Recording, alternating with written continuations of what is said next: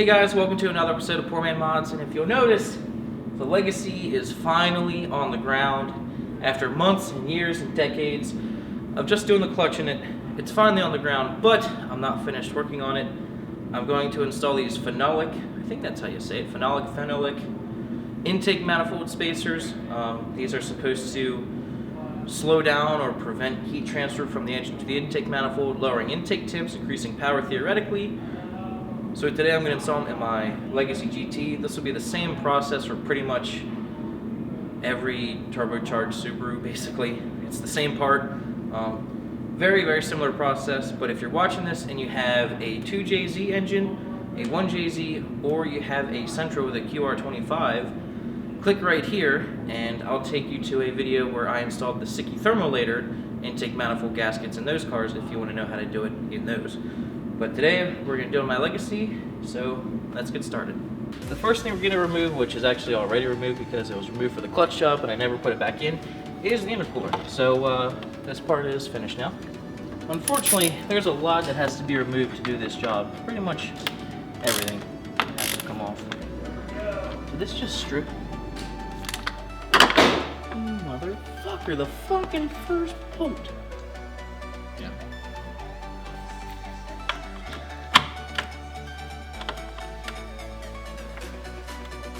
So what do you think of working on Subarus? Not too bad. I think I don't like working on Subarus. Yep. Not that I8s are that common. Working on an additional car was excellent. For you. Oh, nice. An ISIS? Yeah. Like that? An ISIS turbo Go manifold. like this. Yep. Perfect. We're done. Go through cars. A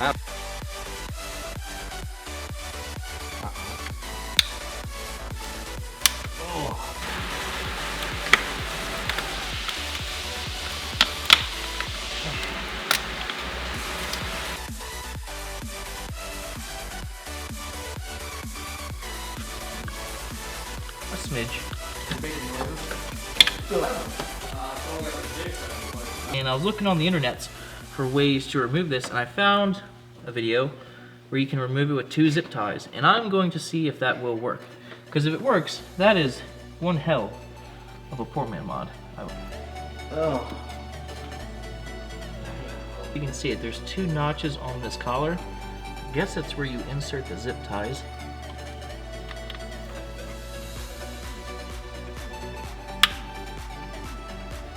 Seems like that worked. Proper tool for the job. It's amazing. When you use the right tool, it works. The zip ties did not work for me. It worked for the guy I saw in the video. Maybe you could try it.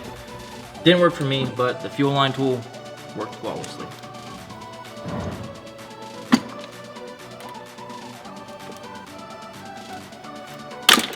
There you go. Yeah. Alright, now I believe we just have to remove all the bolts.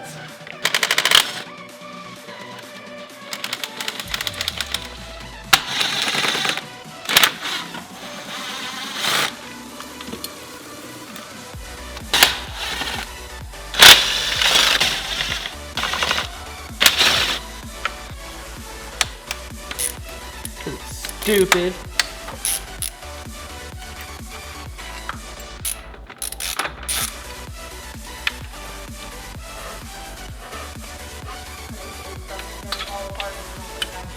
I don't think so. Read the hose. Oh my. That is full of some shit. What the fuck was that? This is so disgusting. Why is it orange? Ew! What the fuck is that? I literally just pulled a booger out of my Subaru. Let's see if this side's dirty too. Hello, Taylor. Yep. Ew. Now it's extremely hard to see, but there is a hose connected to the intake manifold and goes down here that you need to remove. Come on! Holy fuck! Come on.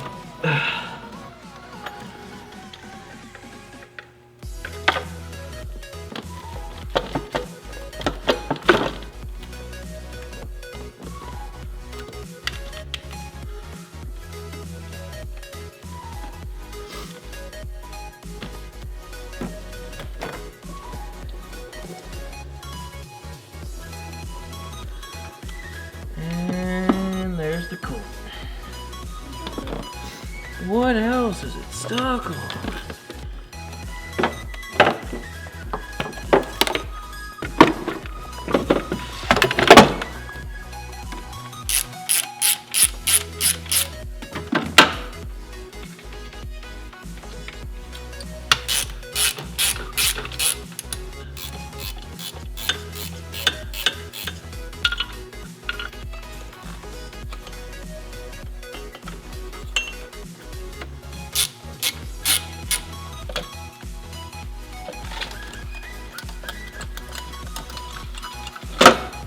There's a motherfucking hidden bolt way down under here, which I believe is the last thing holding this together, and it is in the worst spot.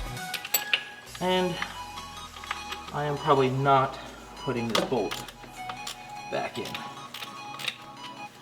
Got it, motherfucker. Oh, you got the... Spin that. Yay! Maybe.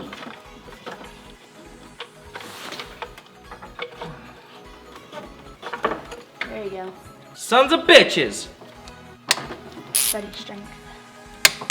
Put my babies to bomb. What do you do with those? Alright, so we got the gaskets on both sides of the spacer. We have grease holding them on. We can get this little thingy out of the way pretty significantly. And we'll see if we can get this on. Alright.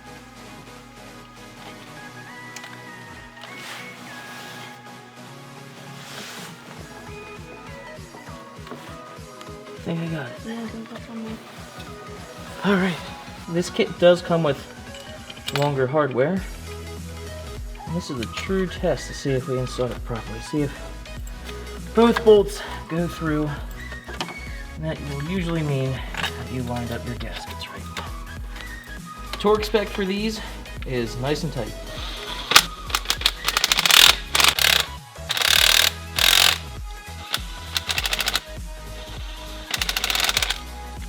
Oh yeah.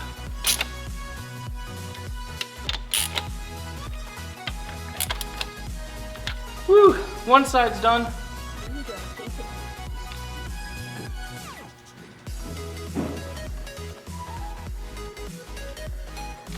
Fuck. So in order to get the left spacer in, you need to remove, I don't know what this is, some kind of solenoid right here. It's hitting this hose.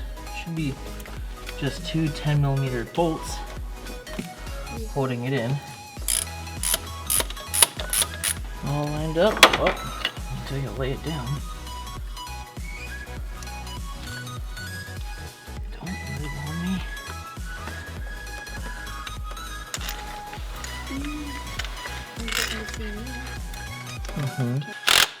What Megan had said when we were changing a tire.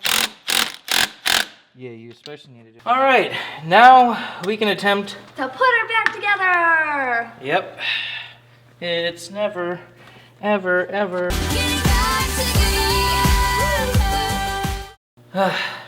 So, it's finally all back together after being apart for, I don't know, I think it was like 3 months.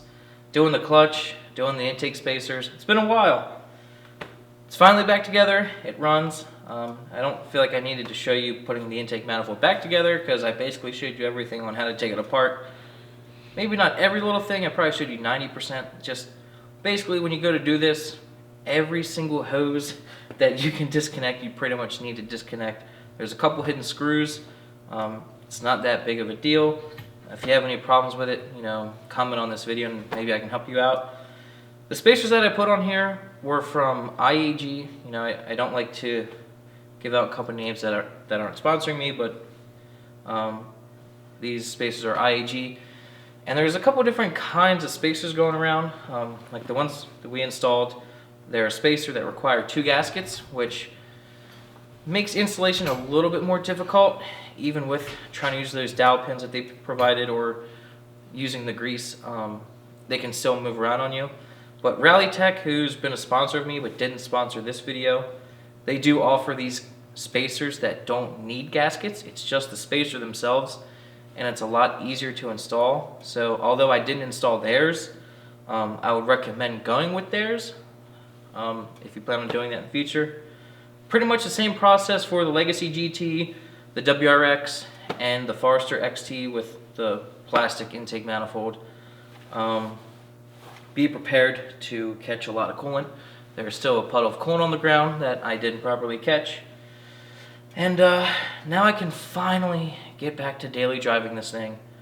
But there are still more modifications for this thing in the future, which I can't wait to do. So with that being said, I will see you guys next time. Thanks.